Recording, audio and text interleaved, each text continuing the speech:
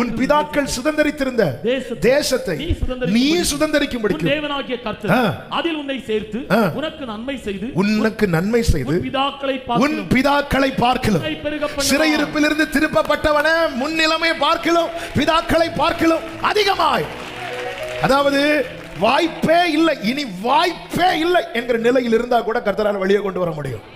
சங்கீதம் 71 என்ன சொல்லப்பட்டிருக்கிறது? அநேக இக்கட்டுகளையும் ஆபத்துகளையும் காணும்படி செய்த என்னை நீர் திரும்ப உயிர்ப்பித்து பாதாளத்திலிருந்து என்னை ஏறி வர பண்ணி, அடுத்த வசனம், என் மேன்மையை பெருக பண்ணி என்னை மறுபடியும் தேற்றுவேன். அப்போ ஆண்டவரே, யோபுவின் ஜெபம் என்ன?